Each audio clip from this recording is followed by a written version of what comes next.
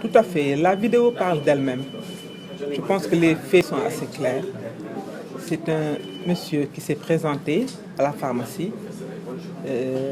Il avait besoin d'un médicament, bien d'un produit qui ne sortait que sur ordonnance.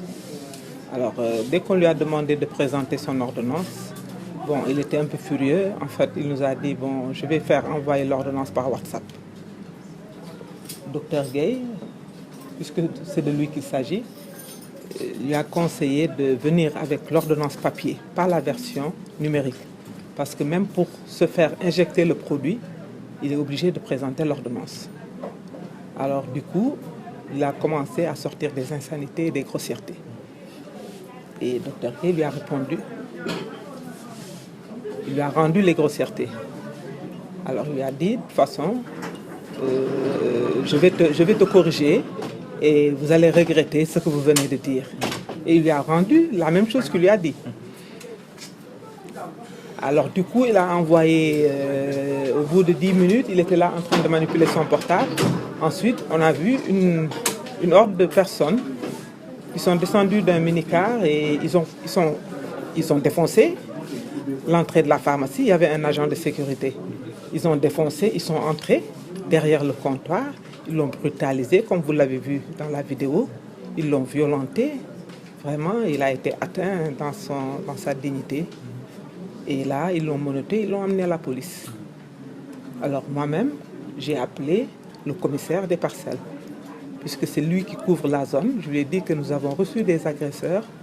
Et d'ailleurs, en ce moment, on a un de nos agents, un confrère qui est dans les locaux, dans vos locaux. Vraiment, nous vous sollicitons pour faire quelque chose rapidement. C'est urgent. Il me dit, mais c'est moi-même qui étais venu à la pharmacie et on m'a mal reçu. J'ai dit, ah bon? Quand on est rentré, bon, c'est vrai qu'on a appelé un peu partout, chercher des entre-gens pour libérer au plus vite le pharmacien. Hein? Et quand on est venu, on a visionné la vidéosurveillance. Et reconstitution des faits, c'est ce que vous avez vu. Je pense qu'il n'y a pas de commentaire. Alors là, vous avez appelé le commissaire, il s'est trouvé que c'est lui-même qui est venu à la pharmacie. Quelle est la suite que vous comptez donner à cette affaire?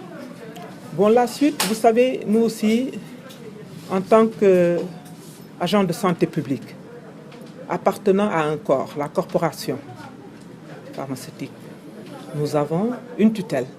L'ordre des pharmaciens, nous avons aussi le syndicat. Nous avons notre direction, la direction de la pharmacie et du médicament, et nous avons le ministre de la Santé. Donc on suppose que nous sommes dans un pays de droit et que le droit sera dit. Nous nous sommes adressés à notre tutelle et nous allons tenir la conduite qu'ils nous dicteront. Quand est-ce que les faits se sont passés? Le 14, vers les coups de 22h50, 22h50, voilà, vers les coups de 22h50. Et si la tutelle décide d'entreprendre une médiation et ne pas porter l'affaire à la justice, vous allez accepter? Nous sommes dans un pays de droit. Je pense que tous les citoyens sont égaux devant la loi. Donc nous sommes aussi des agents assermentés.